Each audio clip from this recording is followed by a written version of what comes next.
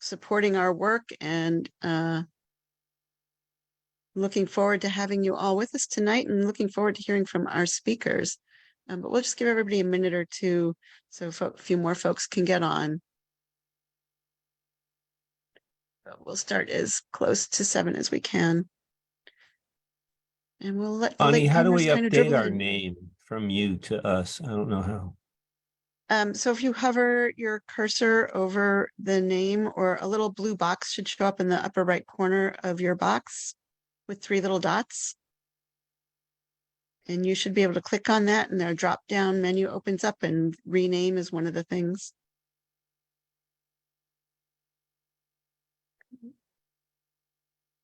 So I just want to ask if everybody who is not one of our speakers, if you could just stay on mute, that would be great. And will help us with background noise. Lots more folks are still joining, so we're going to give them just one more minute. And then we're going to get started. And we will just let people join us as they're able.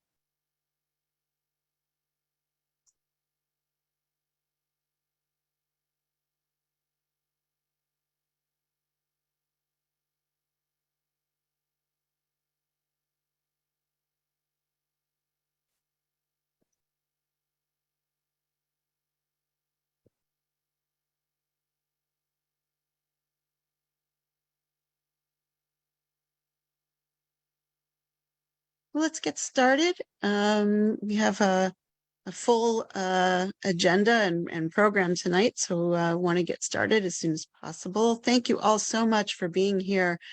Just a reminder, please stay on mute if you are not one of our speakers.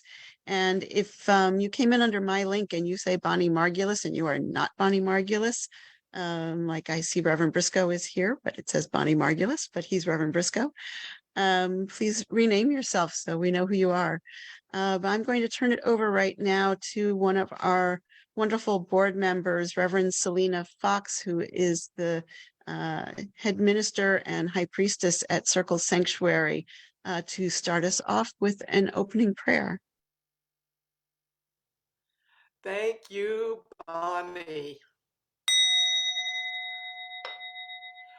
We gather together tonight from many faith traditions and communities from across Wisconsin and beyond.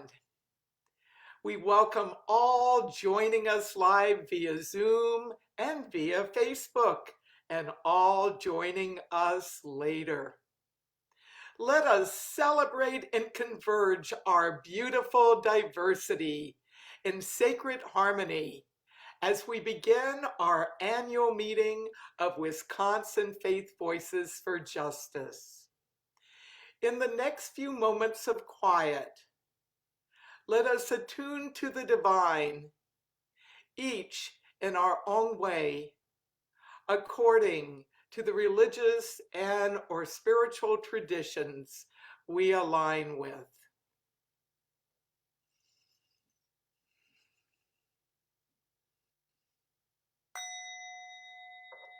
Divine, we call to you, we honor you, we know you as one and in many forms, by many names, as creator, as sacred source, as love.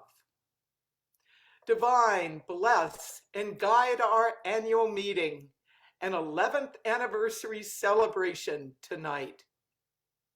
Divine, bless and guide Wisconsin Faith Voices for Justice and the many facets of our work for equity, liberty, and justice for all. Divine, send blessings of care, healing, resilience, and support to the LGBTQ+ community on this first day of June, the start of Pride Month, and throughout the year. And divine, bless and guide each of us in our time together tonight and in the times to come, as we grow in understanding and in collaborations for a healthier, more sustainable, more just world. So be it. Amen. Aho, Ashe, Namaste, Salam, Shalom, blessed be.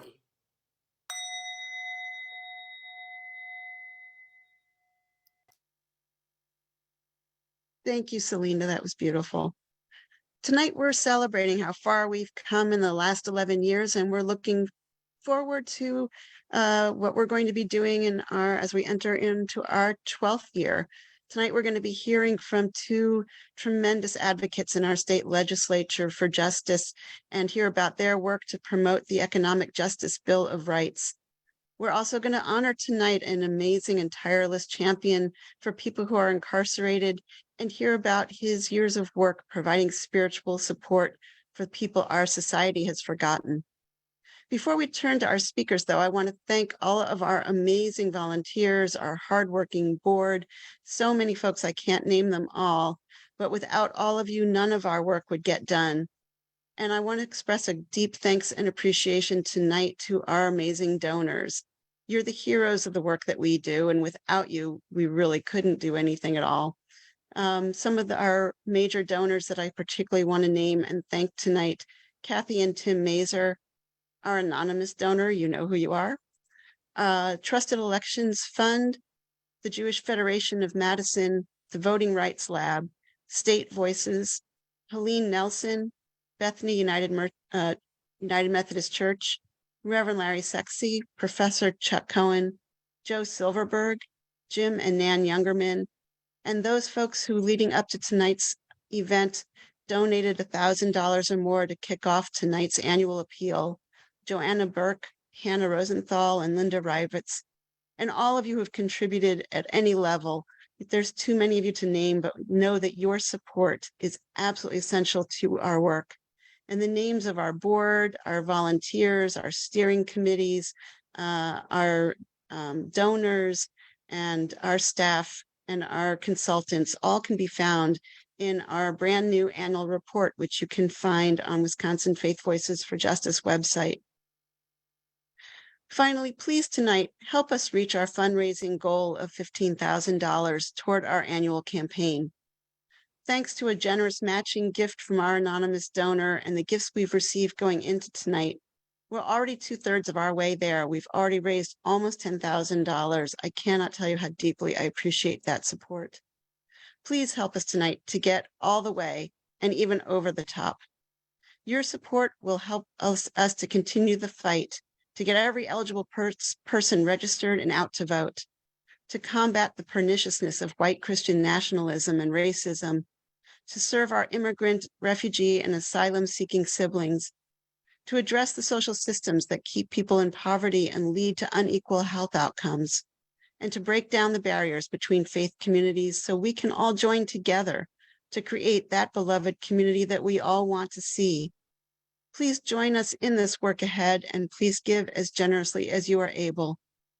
To keep up with our many different programs, our initiatives, our events, to get our calls to action, please sign up to receive our e-newsletter. Later tonight, you'll hear more about our work, but for right now, I want to introduce our amazing speakers. We will have time after their presentations for Q&A. If you're on Zoom, please put your questions in the chat. If you're following us on Facebook, please put your comments and questions in the comment section on Facebook. Tonight, we're really privileged and honored to welcome and to hear from Representatives Francesca Hong and Representative Christina Shelton. Representative Hong represents District 76 in Madison, and Representative Shelton represents District 90 in Green Bay. And they are co-authors of the Economic Justice Bill of Rights, which they reintroduced to the Assembly on March 9th. Representative Hong is the first Asian American member of the Wisconsin State Legislature, and along with her husband, she's the chef owner of Morris Ramen. She's a tireless fighter for workers' rights, immigration justice, environmental justice, and justice and equity for all in Wisconsin. Representative Shelton began as a health and phys ed teacher and then got her master's degree in health promotion management and worked in nonprofits for health and wellness. She spearheads, along with Representative Hong, the Healthy School Meals Coalition. Tonight, we're going to hear about their work for justice and the Economic Justice Bill of Rights. So I'm going to turn it over to them now to hear about this important work. Thank you so much, Bonnie. Good evening, everyone. I'm State Representative Francesca Hong, and we are so, alongside with my colleague, Representative Christina Shelton, we are incredibly honored to be sharing space with you all. We first want to start with some thank yous as well. And Bonnie, I would say if there's a bunch of Bonnie Margulies coming into this space, that's really not a bad thing. But we know that we are in solidarity with people who have been in this work for many, many years, and we are grateful for your consistent, relentless leadership in helping to eliminate suffering and fight for a more just world. Wisconsin Face Voices for Justice has been integral in helping legislators like ourselves shape the Economic Justice Bill of Rights. And we know that through organizing, through radical care, and we're going to talk about here radical friendship, we have the ability to collectively bring good social change to our state and to all those who are deserving. I'm going to hand it over now to my colleague, Christina Shelton, to introduce and do some thank yous as well. And then we'll go right into our presentation. Thank you, Francesca, and thank you, Bonnie, and everyone for being here. As Rep. Hong said, it's such an honor to share this space with each of you and to be able to talk about the work that we have been doing together collectively for almost 3 years now. And I have to tell you, just personally, when Francesca and I were talking about what we wanted to talk with you all tonight, we just kept coming back to friendship and the work that we do together, and how she and I have gotten to know each other in politics when we started off as candidates back in 2020, and to tell that story about how the work that we do and the legislature has not only transformed us and our friendship, but is transforming communities around the state in a place of common care and common investment. So it's really an honor to be here tonight, and I hope that you enjoy what we have to share tonight and are looking forward to some wonderful Q&A, I'm sure, at the end of our talk this evening. So I want to just start here by kind of taking us a step back and talking a few moments about how Rep. Hong and I got to know each other back in 2020. So before Fran and I served in the legislature, we did not know each other. I was a mom and an educator. I was on the school board in Green Bay, and Fran was in Madison running a restaurant and being a community activist. And we're in our own spaces, and all of a sudden we find ourselves running for state assembly in 2020, both of us in primaries, myself in a primary, Rep. Hong in a primary. And, you know, when we came through that primary, I have to say I was a little bit of a fangirl for Rep. Hong before she was a representative. And the moment that I saw it, I had to share this tweet here when she won her primary back on August 11th of 2020. And I saw this tweet. I won my primary that night, and I saw her tweet, and she said, "I'm glad I didn't shave my legs for this." And I had to share that with you all because I remember seeing this tweet and thinking, who is this woman and how do I work alongside her? And when I started to learn more about Francesca and her background as an advocate, as an activist, and as a community organizer, and our connections both as moms and people who just care deeply about our community, it really kicked off for us and for me a really important, loving, radical friendship that has shaped me both professionally and personally in more ways than I have time to share in this brief talk tonight. Yeah, I will say I tend to get a little spicier on Twitter, and I appreciate being able to that Christina appreciated some of my thoughts. You know, after winning the primary in 2020 and recognizing how uncertain these times were, I think, you know, with it it was really important to find kind of togetherness and connectedness after running campaigns where it was difficult to connect with folks because we weren't able to have many face-to-face conversations.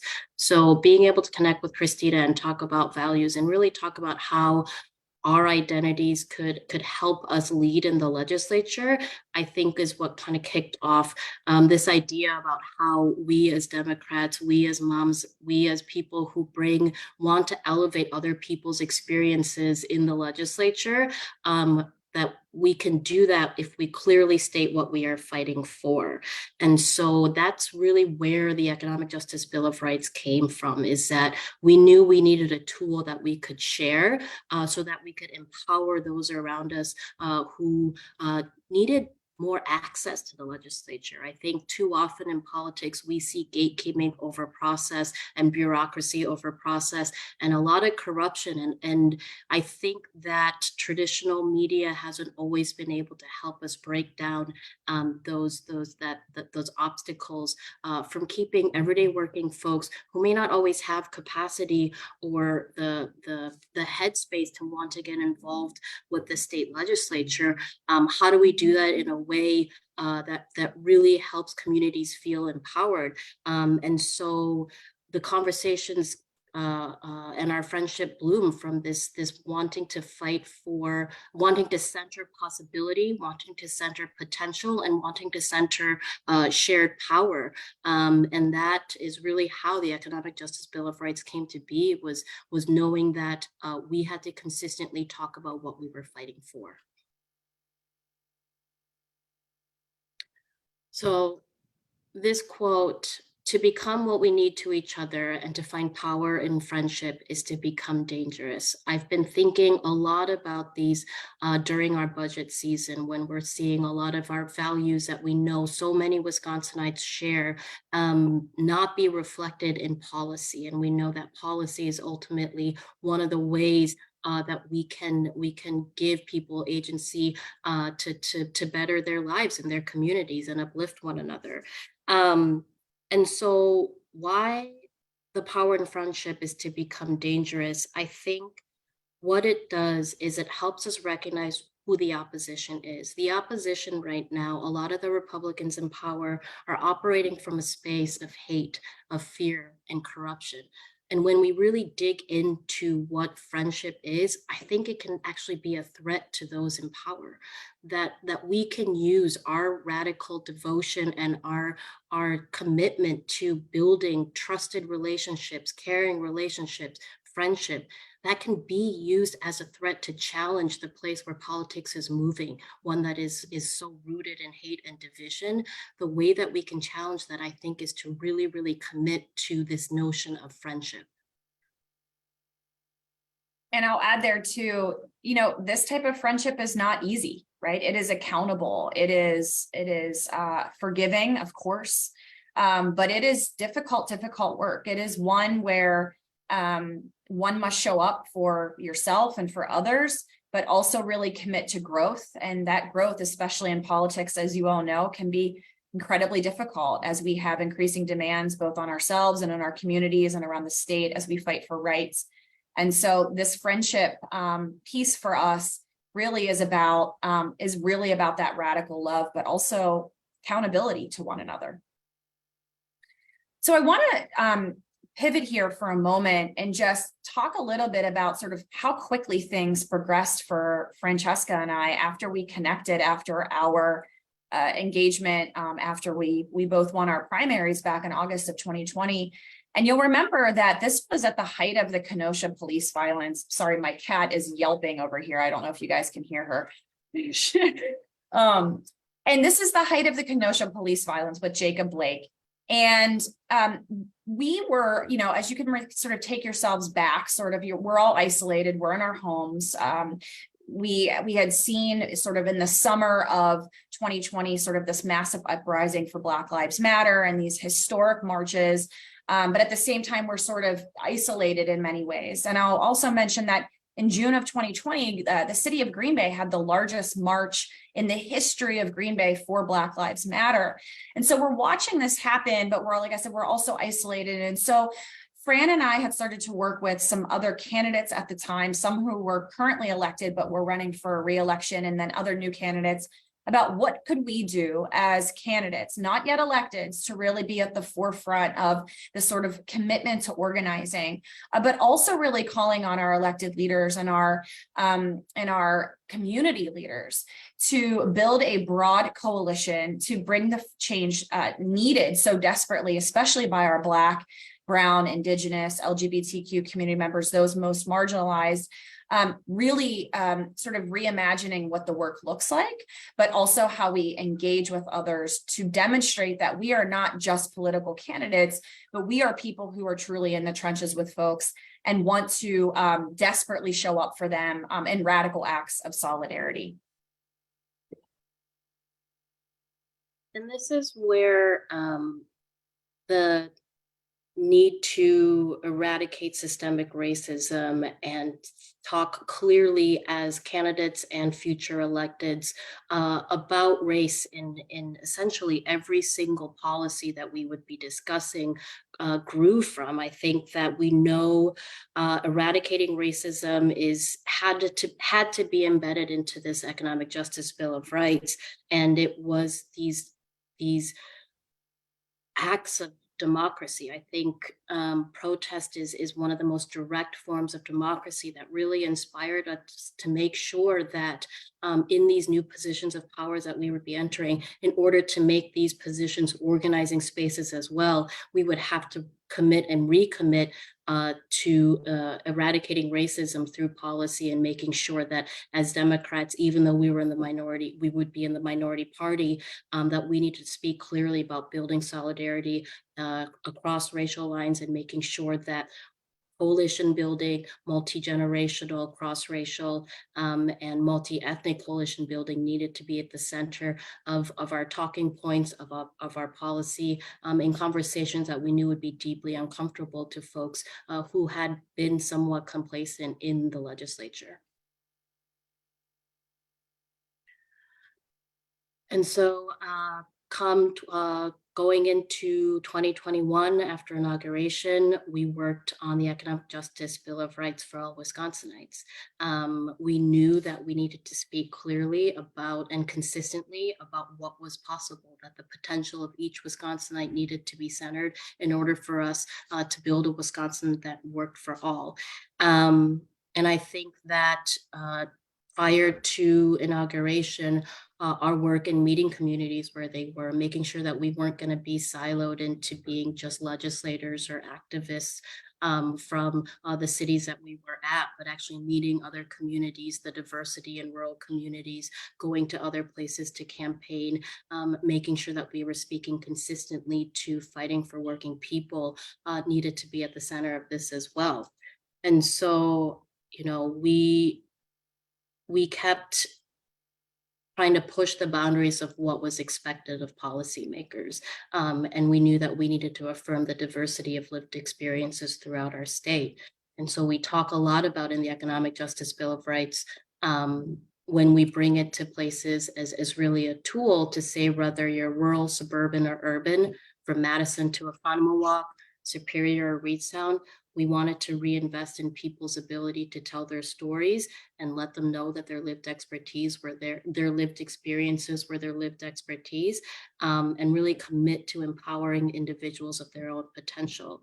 And I think that in building and crafting the Economic Justice Bill of Rights, we knew we had to draw on our shared history, that the collective struggle and in times of crisis, there were so many different sectors that would come together to meet those moments, whether it was in the arts, whether it was in folks who were committed to mutual aid, people who were in small or large business sectors, that in order to do this in a way that would be movement building, we had to reach each of those communities and really validate that their lived experiences, their stories, were things that we as policymakers genuinely wanted to uplift and help share, and make sure that the offices and the titles that we hold was one that we needed to consistently share and tell folks that they had access to. So it was then in March of 2021 that we put out our first version of the Economic Justice Bill of Rights. Yeah, and this was the first big piece of work that Rep. Hong and I put out in March, right when we were first just newly in the legislature, 3 months in. And this was work that we started before, as Rep. Hong said, before we even were sworn into office in that fall of 2020. And so we really wanted to come out being very clear, not only to ourselves and to each other, but to our colleagues and into community members, what we were fighting for. And we're not interested in putting out a 50-page plan. You know, as Democrats, we like to show up and say, we have a plan. Let me show you how to help. And we were like, let's strip that down. Let's be really clear here. People deserve housing. They deserve clean water. They deserve healthcare. They deserve good schools. They deserve union rights. How can we really simplify that and really protect the American promise of the right to life, liberty, and the pursuit of happiness? And I think the other thing here that's really important for me, and we talk a lot about this, is, you know, the important piece of remembering our history, because the American struggle, the struggle in this country, right, has been generational. I mean, every generation must step up and fight for democracy and fight for rights and work to expand those. And I think when we draw on our shared history, it reminds us that in times of crisis, we have risen up many times, and we will continue to do that again and again. And as this project has morphed, you know, and changed since 2021, we did reintroduce it again in March of 2022 with feedback from Faith Voices and other key partners that gave us feedback and said, hey, you're missing something, or hey, what about this change? And then in 2022, we relaunched it with Representative Mark Pocan and other folks at the press event. That's when we moved it to the assembly floor, which I think was a really exciting time for us to demonstrate the power of coalition building and really to center the work of community organizers at the forefront of the presser, and really to have them leverage this project as an accountability structure for people in both the legislature and out of the building. And then, of course, we also added in a partner lunch at the end, because we were like, well, people should eat, and we should go across the street to a nice restaurant and be able to share that social space for one another. So it's really been a beautiful process as it's sort of transformed since its original state. And so, you know, over the past 2 years, just a couple of pictures here about what this looks like. You know, we have been working extensively with partners on this and making sure that this really frames our, like I said, our caucus, our legislative work, our campaign work, our partner engagement.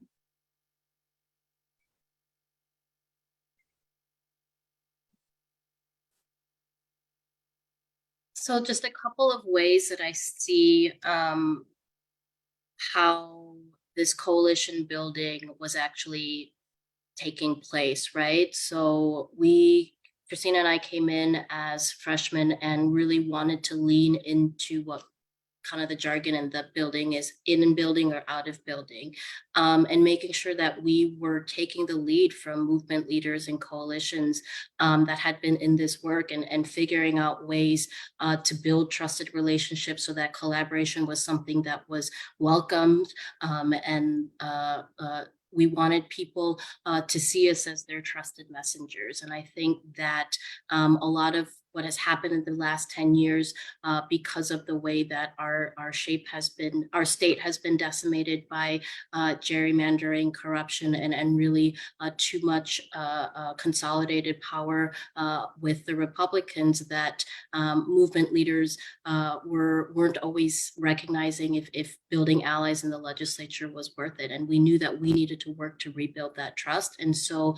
it was taking leads from neighborhood or organizations like Clean Water Safe Skies in our fight against F-35s, making sure that folks in the legislature, regardless, there's a picture of the representatives there, regardless of how long they had been in the legislature, that we were asking them to recommit to the values of the Economic Justice Bill of Rights. And then we have the photo here, leaders from Freedom Inc., folks, again, who had been in this work for a long time. Basically, the Economic Justice Bill of Rights really helped us elevate our leverage and our ability to communicate to other members of the legislature that we're going to build power by recognizing the work of people who have been moving to really bring justice to the forefront, building trusted relationships with them, and making sure that they see that we as legislators and policymakers, we're going to leverage our positions to help build power for them and not and center that coalition building by committing to the Economic Justice Bill of Rights.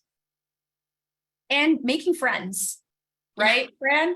Yes. And having fun and enjoying each other's company and showing up for each other in really difficult times, but also celebrating those wins. And I think when I think about these pictures, and I was telling Rep Hong earlier today when I was going through and sort of putting together the slides, trying to think about how we were going to present this to you, it was just so uplifting for me personally to look back at the beautiful people that we have gotten to know, that inspire us, that love us, that support us, but that we can also love back on. And it's really just such an honor. Relationships are the form through which new politics will emerge, right? It's these friendships that really are transformative. And so when we put out the 2023 Economic Justice Bill of Rights, we were really excited to continue to talk about justice as being the central theme, and about economic security being the through line that connects all of the other issues, right? And what we talk about a lot is that economic security is not quote unquote just what you do, your job, right? The money you make, but it is about creating investment, community investments and institutions of common care, where we take care of one another and we invest in one another. And I think for us, as we've been in the legislature now and going on our third year or second term, what we're seeing right now with coming out of COVID and in our political reality is that Wisconsin working people are facing very, very real and valid anxieties about their economic security and safety. And they really want to know if Wisconsin is going to be a place for them, right? They want to know if Wisconsin is going to be a place for them, not in just upholding their rights, but in all of their diversity. And I think that's why what this type of project is so timely and important, is because economic security for workers has never been less guaranteed. And if you ask working people, they understand that. They feel that every single day. They're living in crises every single day, whether it's housing or food insecurity or healthcare, or being harassed at work, not being able to access, life-saving abortion services. And so Wisconsin people know that the harm they're facing is systemic. They are looking for a way to make sense of the chaos.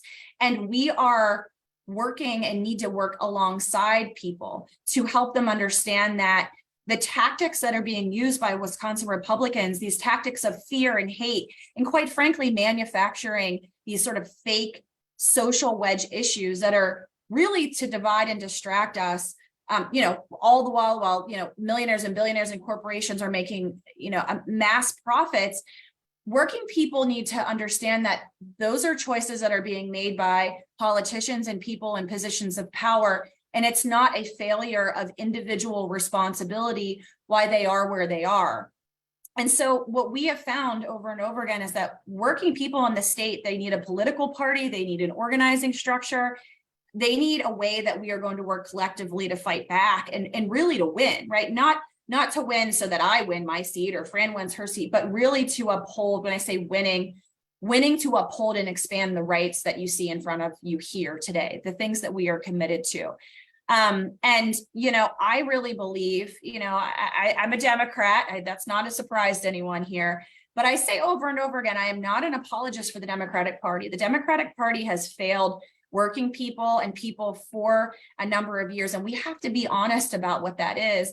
But the Democratic Party is the organizing structure through which we actually can build those rights back. And I'm really proud of being a part of that here in Wisconsin, being a part of that work with so many of you here, whether you align with the Democratic Party or just these rights, to really ensure that the collective struggle for freedom and dignity and economic rights is really at the center of all we do.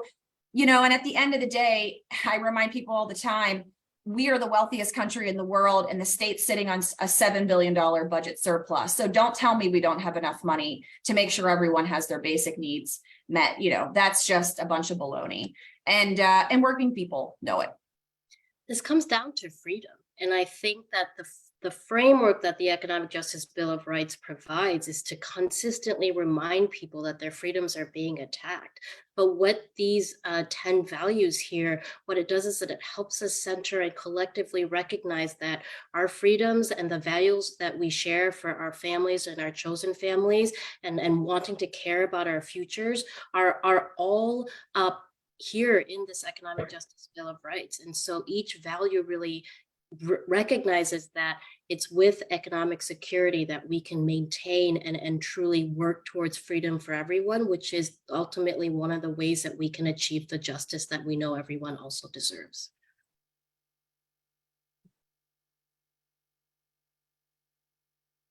And I just wanted to share this picture with you all, that this is from the 2023 press conference. Bonnie, you were there. So many of our amazing partners. This was, as Rep. Kalen Haywood said, he said this was the best press conference he had ever been to.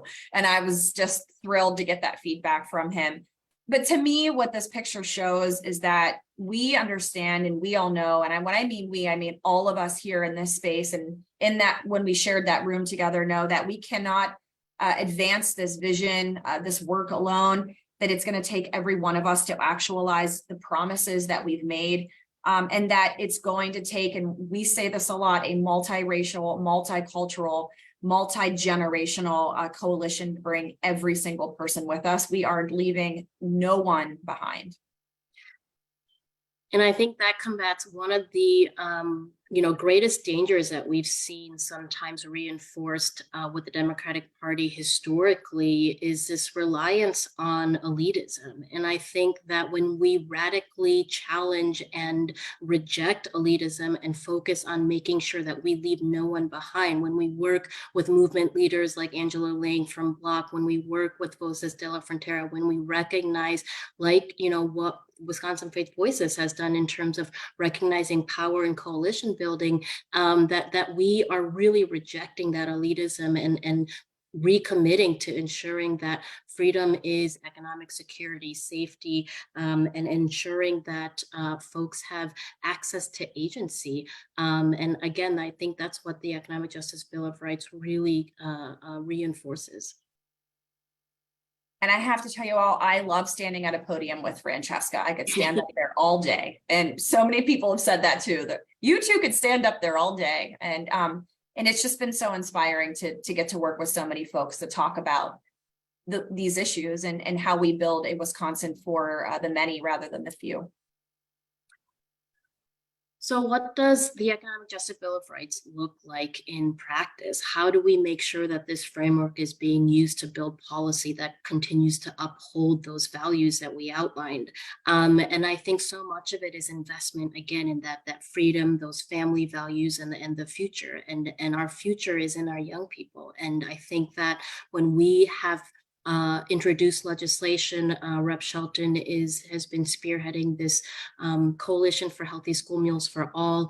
We were able to take the lead from some incredible young leaders with Youth Empowered in the Struggle when we were able to build the Healthy School Meals for All coalition with members of Faith Voices, with school nutrition associations, with hunger organizations, over, I think now it's over 100 different organizations who are committed to universal school meals. That is because that we are coming together with our shared values for making sure that eradicating hunger is part of that economic security and safety that everyone deserves. I think we have seen the values of the Economic Justice Bill of Rights reflected in our commitment to restore Roe and ensure reproductive health care is accessible, affordable, and available to all. In criminal justice reform, when then Representative David Bowen and I introduced the Enough is Enough package in challenging police violence, in our budget session right now, where we are seeing a massive coalition come together to save childcare accounts and put dignity into care workers and ensuring that the people who are caring for our youngest are valued in the work that they are doing and have dignity in the work and remain committed to staying in childcare, which is critical infrastructure. We're seeing it with 9 to 5 and the folks who are at Main Street Alliance who are committed to ensuring that paid leave and again, a recommitment to care economy is elevated in the budget, and we still have an opportunity to continue to fight for childcare and public education funding. I think what's important about the enacting the EJBOR and policy is that it helps us to show that we've got the receipts, that Wisconsin people are for bold, radical, transformative investments and an economic agenda that benefits the many and not the few. So where do we go from here? How does this work continue? How do we continue to build off of the vision, the rights, the commitments that we've shared today? And, going back to the theme of this conversation, it's really around radical friendship. It's about relationship building. It's about accountability and coalitions built on care and not transactions. I remember running for office in 2020 and thinking to myself, I don't want to just show up at people's doors every 2 years during elections, during campaigns and ask for their vote and then show up 2 years later and report out on what I've done. I want to build a relationship with people that's real and honest and true and accountable. And, I think a part of all of this, yes, we're going to continue to build legislation off of the Economic Justice Bill of Rights. We'll continue to bring it forward.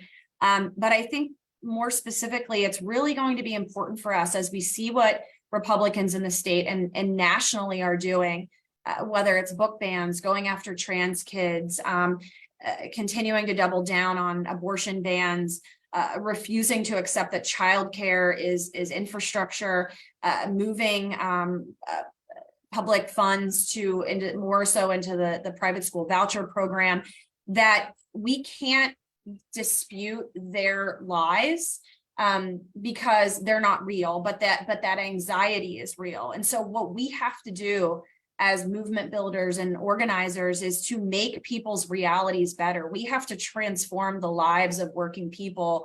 And that itself, right, when people have healthcare, when they have housing, and when they have clean water, that will actually help us to create a society where people have the evidence. They have, as Fran said, they have the receipts that what we're doing is working for them. And that this sort of radical improvement is actually possible. Dreaming and demanding the seemingly impossible is really sort of central to what Francesca and I talk about a lot, is saying the things that people think maybe are too radical to say or too big to say. And I think it's really important for us to put that vision out there, knowing that it may not come in our lifetime, but that march towards justice and towards equity is really important. And, we've got some great opportunities in front of us. We elected Judge Janet in April. We could be looking at getting fairer maps. And I believe we're going to have the majority one day, very soon in the state legislature. I truly, truly believe it. Because if you look at the issues that we care about, the stuff that we've talked about tonight, so many people, we have the majority of Wisconsinites on our side. The majority of people are with us. And so when people say, well, I'm not left or right, you get into the issues, they're with us. Not because it's a Democratic issue, but because it's a working person's issue. And so we have to continue to lead as if we are in the majority, because we will be in the majority. And when we are, we will legislate for the people because we know how to represent them, because we've been, quite frankly, doing the work in the community and we know what those voices are demanding of us. Fran, do you have anything that you want to add there? No, I get a lot of questions about, what you're saying feels aspirational. Why keep things so much about vision? Because I think folks are also demanding implementation and pragmatism. But the reality is our opposition and the Republicans in power are not interested in governing. They're not interested in pragmatism. And as Christina mentioned, that many of them are perpetuating delusion and wanting to distract us from what is very real. And what's real is community building. What's real is care. What's real is people are tired. And we know that organizing organizing and movement building takes a stamina. And in order to continue to build that stamina, that's why we talk about friendship. That's why we talk about relationship, because too often in the world of politics, it is we do not center each other's humanity. And I think when we speak clearly about the vision to keep safe and ensure that people have the rights, their freedoms protected, that we value relationship building and radical friendship and build a Wisconsin that is radically welcoming, that we continue to talk about, reinforcing that and believing in that. And I think we don't often give ourselves enough credit for building coalitions and recognizing that that gives us power. And if there's anything from this presentation that I hope folks can take away, is that each individual who is committed to this movement has the potential, the possibility to continue to share their own power. And that's what's going to bring us a transformative change. The implementation, the systems change, the getting the fair maps. A lot of people are working towards that. But I think what's so important to not get too caught up in that implementation and the strategy, but recognize that in movement work, in making sure that we're ensuring radical change, digging deep into cultivating care and taking care of one another, and recognizing the value of relationship building and friendship, it's just as important as being in there drafting the bills.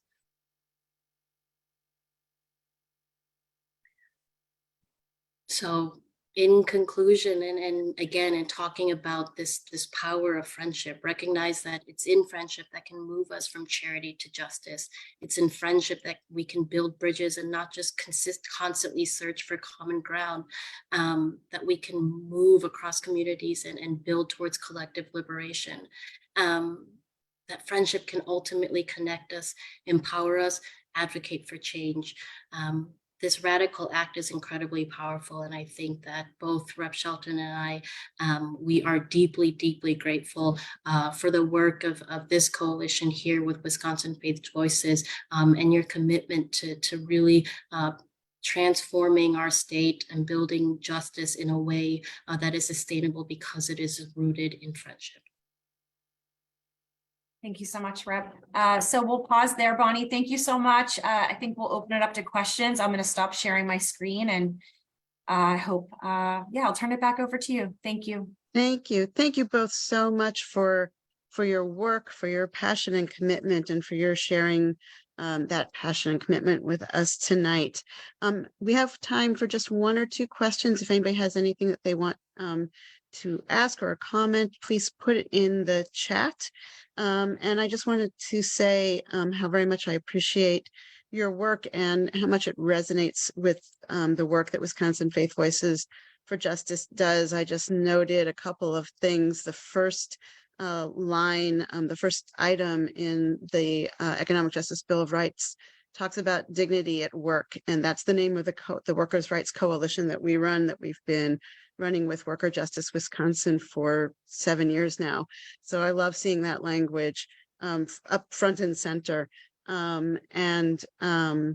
At the end, moving from charity to justice is our tagline, and is the name of our advocacy workshop. So I love seeing that language as well. And I really appreciate how open you both have been to hearing comments and feedback and incorporating that feedback in the next iteration of the Economic Justice Bill of Rights. And what you all saw tonight was the 10 points, but there's quite a lengthy preamble before that, and it talks about all the different people in Wisconsin and the different sectors of our community who are deserving of these rights. And among them were included people who live here regardless of their country of origin. And we really appreciate your hearing that from us and incorporating that into the language of the bill. One question that we get all the time, and I know you touched on this some, when we talk about advocacy and the importance of reaching out to your elected officials, so often these days we hear, well, my elected official is not with me. And is there really any point? Am I just wasting my time if I call my elected official and I already know they don't share my values or they don't believe what I believe. So I wanted to hear from your perspective as people who are in the building, what is the impact and the strength and the power of constituents calling their elected officials, even if they feel like they're not going to hear me?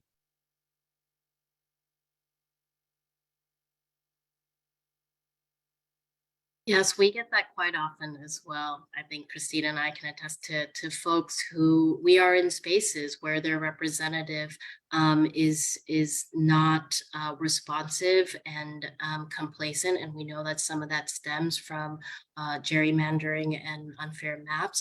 But I think we have to be relentless in keeping those receipts that you are reaching out, that these representatives are undermining democracy by not responding to their constituents, and that we in this age have the ability to take it straight to press, to show the receipts that I've reached out to my legislator, and hold their feet to the fire and say I've not gotten a response. And now that we have an opportunity to potentially see fairer maps, that we can continue to leverage that communication and that relentless outreach to say, well, if you're not going to respond to me, I want to find someone who will. I'll add to that and just say that that's actually how I started getting involved in politics, was because I didn't see myself represented in the people that were representing me, both locally and at the state level, even though my previous state representative was a Democrat, and I primaried him in 2020. And so for me, because I didn't feel that connection was creating change, I turned towards my community and I really focused on organizing. And so I think it's a both and, right? It's hold them accountable and make sure that your voice is heard, but also remember that you have the majority of people on your side. And if we can talk to people about our shared values, we can get more people to be to care about electoral politics, or to just knock doors, or to just talk about our shared values. And I think when we sort of, like we said, remove that transactional nature of politics into a relationship forming space, I think that's where people really open up and blossom and sort of become vulnerable and are willing to maybe grow and shift and engage in politics in a way that feels different, but might feel more real. Thank you. Somebody in the chat wanted to lift up some of the language, building bridges and not just searching for common ground, and how important that message is. We do have one question in the chat, and then we're going to move ahead in our agenda. Briefly, what do the promises, or what does the Economic Justice Bill of Rights say about state funding for private or religious schools? And I know there is language in there about education. Yeah, so the statement for education is number 2, adequately funded public education and affordable, accessible childcare. We link those two things together. So we don't explicitly talk about vouchers or state funding going into the private voucher school program, but I think it is implied through the adequately fund public schools. But that's sort of where, you know, you're trying to simplify something, but also sort of signify to communities how you feel about particular issues. So that's what the document says. But as the ranking member on the Assembly Committee for Education, that is something that certainly and Representative Hong is on that committee with me, that we talk extensively about and are working to ensure that we address that issue. Fran, I don't know if you have anything you want to add there.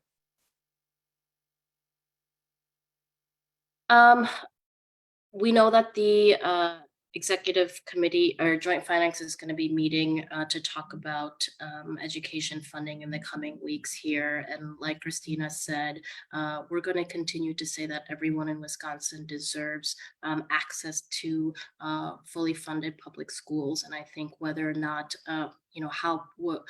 where people choose to send their students, that's not, the conversation, or we don't want to be infringing on any of that. But I think where the Economic Justice Bill of Rights is and where our framework is that it's a right for everyone to have access to fully funded and well-resourced schools.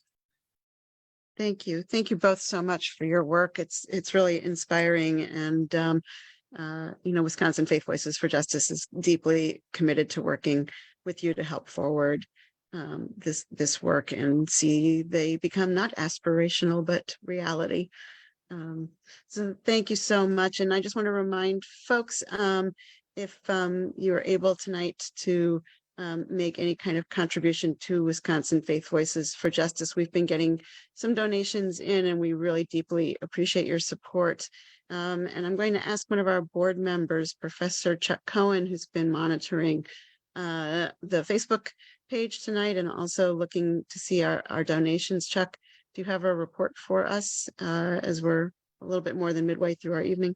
Yes, Bonnie. Before the event, we had some gifts targeted for this event. They amounted to about $270.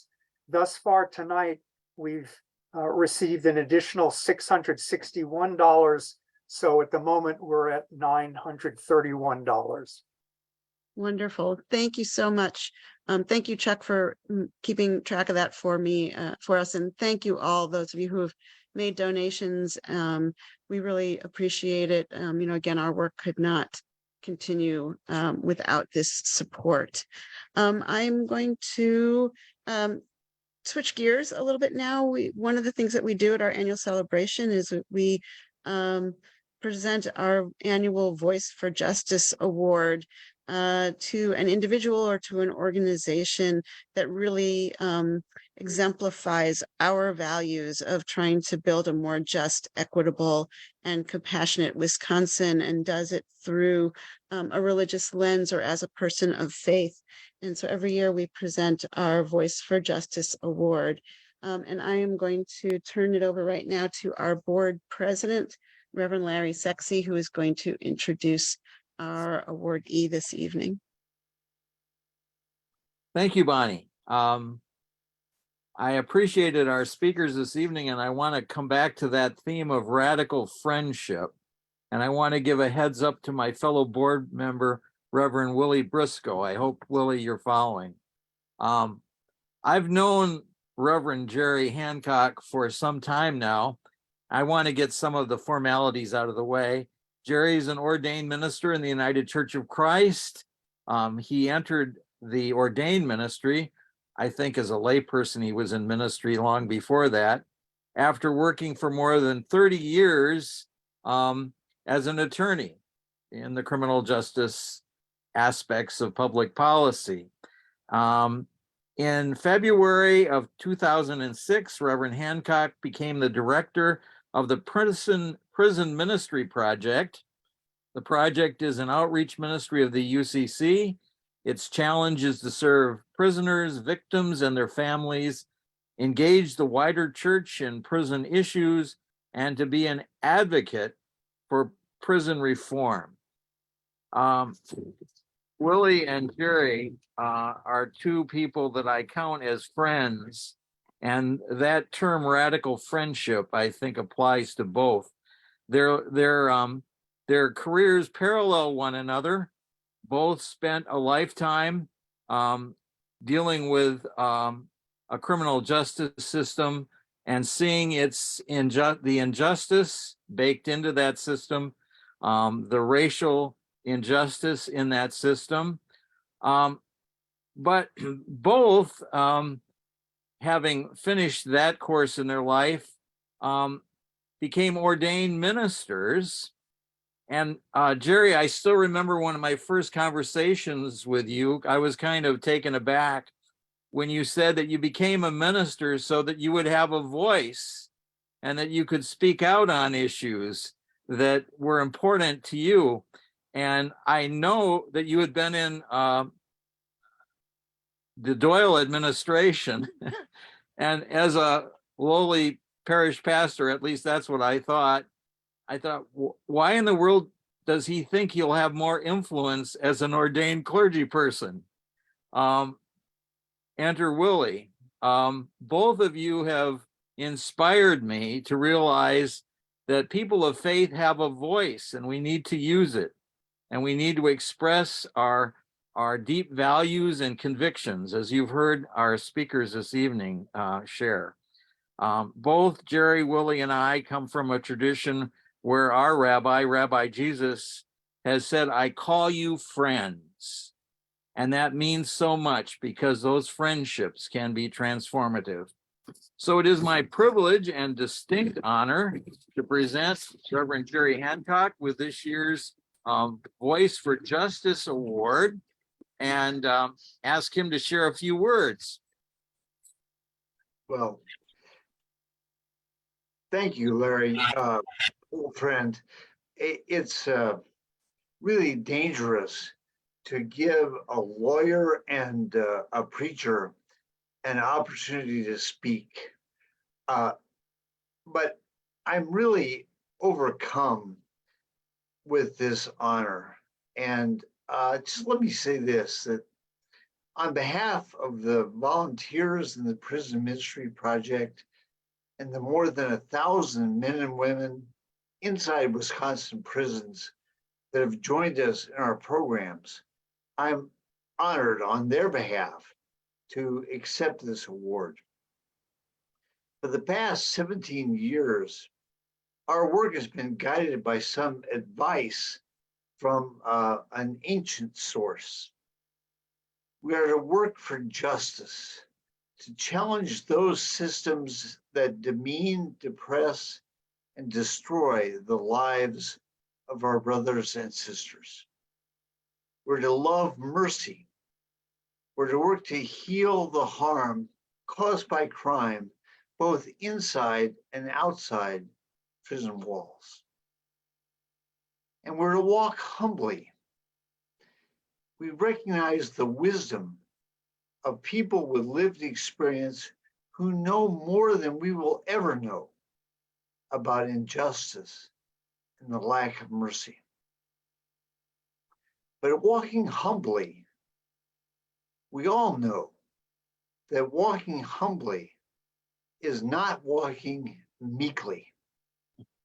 We'll advocate with voices rolling down like a waterfall for justice and mercy. And on behalf of the Prison Ministry Project, we're so glad to be partners with you all in this work. So thanks again.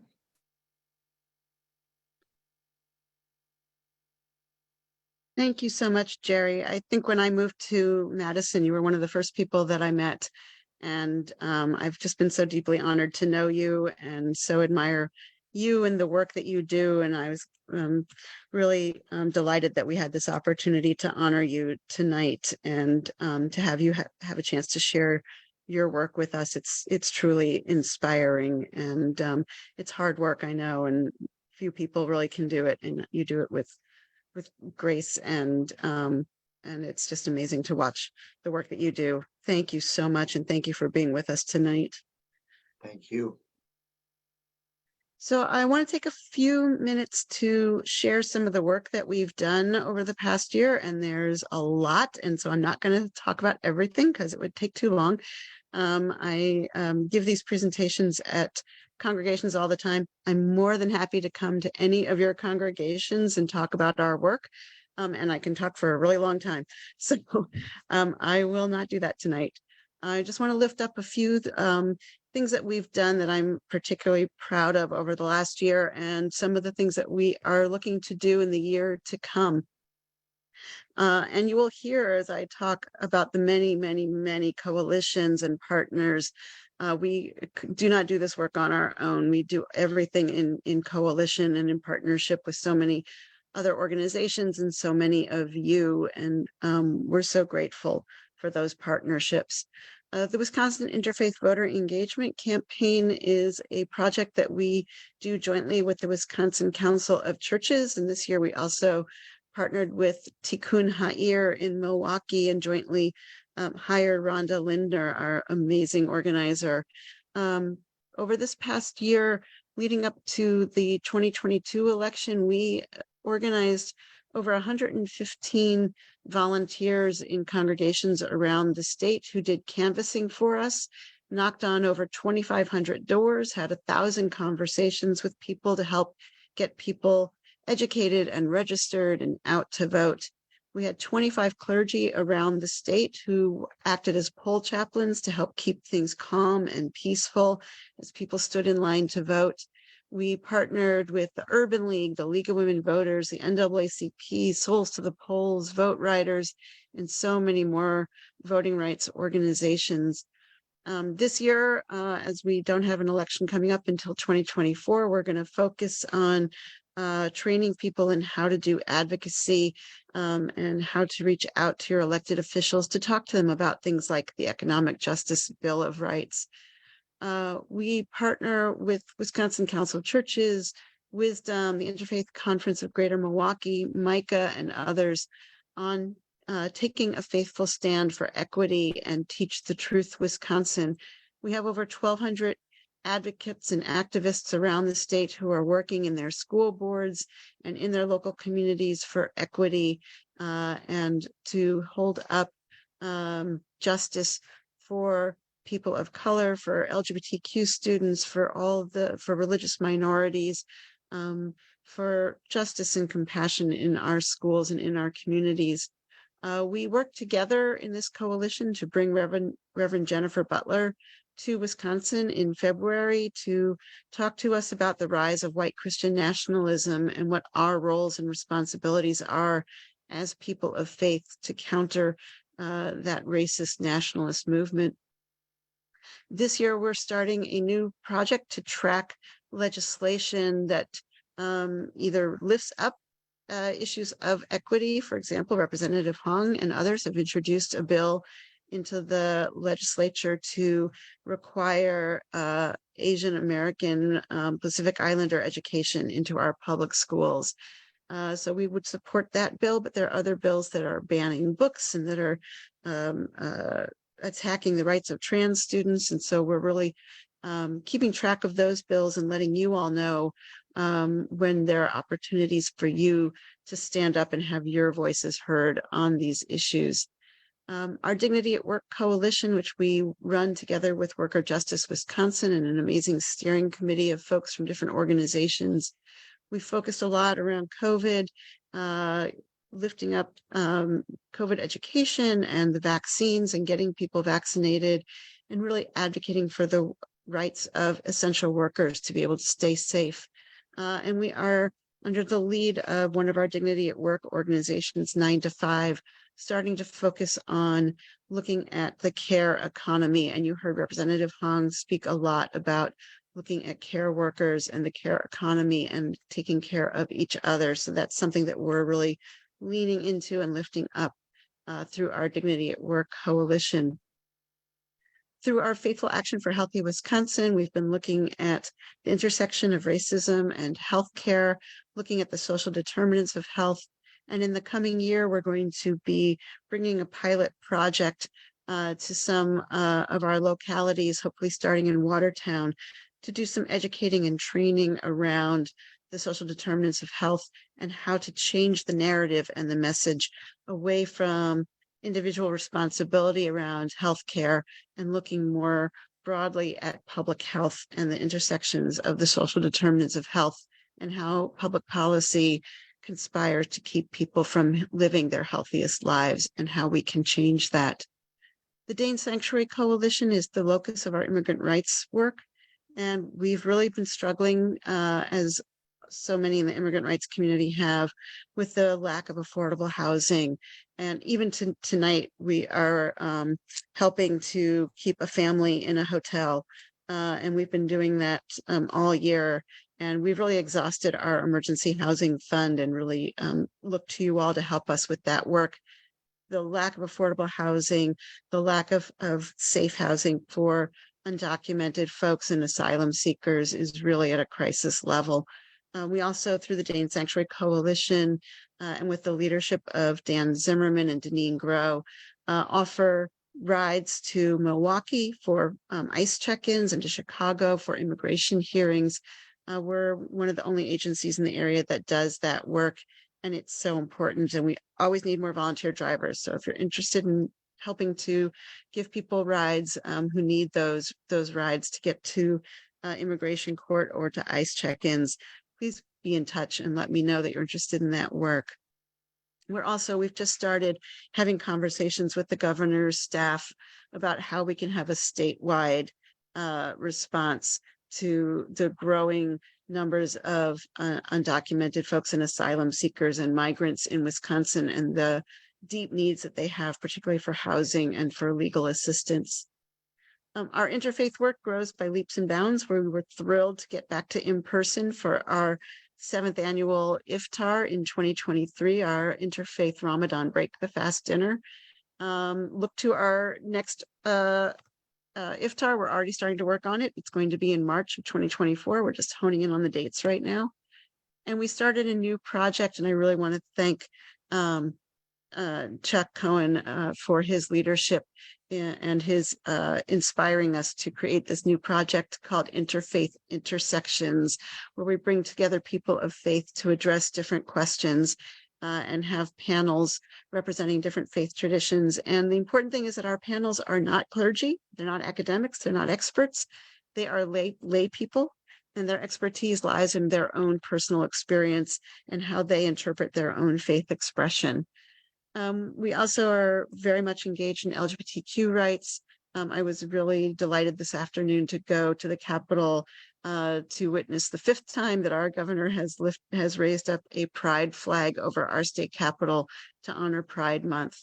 We're working right now on our 2nd annual Interfaith Pride service, which will be August 21st at Bethany United Methodist Church, and our 3rd annual Transgender Day of Remembrance service, which will be November 20th at Memorial United Church of Christ in Fitchburg. We also continue to advocate for bans on conversion therapy, for rights for students to play sports in schools on a team that reflects their gender identity, and to lift up the rights and safety for the LGBTQ community. So much more that we work on, but I'm out of time. So I'm going to turn it back to our board president, Reverend Larry Sexy, to say a few words. Thank you, Bonnie. And thank you for that abbreviated summary of our most recent work. As we enter our 12th year, it's already been that long, as a strong advocate for a just, compassionate, and equitable Wisconsin for everyone who lives here, we need your support more than ever. As I was listening to Rabbi Bonnie, I was reminded that in many cases, we're uniquely positioned to do work that other organizations on their own can't. She mentioned that we co-sponsored the first Transgender Day of Remembrance, which has now become an annual event. And we are planning the first interfaith service to kick off Pride Weekend, which will be in Madison in August. We're bringing together as a coalition our partners and faith leaders to address the affordable housing crisis, which our speakers this evening spoke about as well. We're working with our partners on long-term campaign to change the narrative around health equality and access. We've mentioned dignity at work and this economic bill of justice, which I know Rabbi Bonnie has had a hand in, and there's so much more. But to continue this work and to do it effectively, we need your support. And yes, as a person of faith, I appreciate and know that we need your prayers, your positive affirmations. We also need your sharing your time and your talent. I would mention that currently we are in need of a treasurer. So if someone has those particular skills, you don't have to be a CPA, although we did have one. But we need that. We also need people who have a passion for social justice to serve on our board. And if you bring some particular skills, Jerry was an attorney for years. We can always appreciate that ability, those skills. Someone who has knowledge about policy and how policy is shaped. Anything like that would be very valuable on our board. But in order to enable all of that, we also need your financial gifts. So you can see the QR code on your screen. That's one of the ways that you can give. Use your smartphone, click on it. You can also go to our website or our Facebook page and use the contribution box there. Or you can mail your contribution to Wisconsin Faith Voices for Justice at 7118 Old Sauk Road, Madison, Wisconsin, 53717. You can see that also on our website. And I want to thank you for your support. I want to thank you for being with us this evening. I hope that we can build on this theme of radical friendship, because I think one of the things we gain in doing this work is the way that it transforms us and enlarges us as we work together. So back to you, Rabbi Bonnie. Thank you, Larry. And Chuck, I'm just going to check in with you one more time where we are with our giving. Well, in the second half, we have received another $575. So with all donations earmarked for this event, we're at just over $1,500. Wonderful. Thank you all so much. I so deeply appreciate all of that support. And before we close tonight, I also there's so many people to thank, and I'm not going to thank everybody. Please do check out our annual report, which is on the homepage of our website, and you'll find names of folks there. But I want to particularly thank my board, who are just amazing, do tremendous work, and guide me and support me. And I just really appreciate all that you do. Reverend David Sinclair, our regional organizer in Milwaukee, Sarah Gilday, who was our development director for many years and moved on to a full-time job, which, we were sad, but she's still doing all kinds of pro bono work, and I just can't thank her enough. Tiffany Hudson, who runs our website and does graphic design for us. Sierra Neitzel, everybody say thank you, Sierra. Sierra is our wonderful tech support, and she's been running all of our tech tonight. So lucky and so happy to have found Sierra last year, and she's been just amazing. Karen Torino is our volunteer bookkeeper and keeps our QuickBooks correct and up to date. And all of our programs and projects have their own steering committees. Our Dane Sanctuary Coalition has a steering committee and also an advocacy and communications committee. Dignity at Work steering committee members, our IFTAR planning committee, our Interfaith Intersections planning committee. We have a planning team that's been working with Dane County Emergency Management Office on a project to recruit congregations to provide short-term emergency shelter. Our partners in our anti-racism group are creating beloved community. So many people who do so many wonderful things for us. I appreciate you all so much. If you, as Larry said, are interested in being part of this work, please contact me about joining our board or being part of any of these initiatives. We really welcome everybody's involvement and your time, your talents, your energy, your passion and commitment to this work. So to close us out tonight, I'm going to call another one of my amazing board members, Rabbi Mark Berkson, to give us a closing prayer. Thank you, Bonnie. Oh God, creator of the universe, our strength in ages past, our hope for time to come. We turn to you in prayer and thanksgiving. We thank you this day for the many gifts with which we have been blessed. You've blessed the state of Wisconsin in which we live, this rich tapestry of faith traditions, races, creeds, and national origins, with great reservoirs of mind, of talent, and of spirit. For the joy of community, the gift of diversity, and the vision of harmony, we offer our grateful thanks. You've told us at the same time, O God, through the words of the prophet Isaiah, to share our bread with the hungry, to never ignore our own kin. You've taught us that all we have, we hold in a trust for you to be shared with all of your children. Thus, O God, strengthen us, your partners in creation. Give us the wisdom never to overestimate our achievements, nor to underestimate our power to do good. Give us candor to criticize ourselves, yet energy and determination to bring forth the best that is within us and within others. May we work with you in building a community of giving hands and thoughtful minds, filled with justice and caring, fulfilled in our noblest dreams. May we, through Wisconsin Faith Voices, continue to bring our faith communities together, seeking to ensure that each and every one obtain a life of dignity and justice, ever pursuing the common good as together we all say, Amen. Amen. Thank you, Mark. Thank you all so much for being with us tonight. Thank you, Sierra, for your wonderful help. I will, of course, be in touch, as you all know, because you get a million emails from me all the time, and you will continue to do so. But for now, thank you. Have a wonderful evening. I appreciate you all so much. Good night.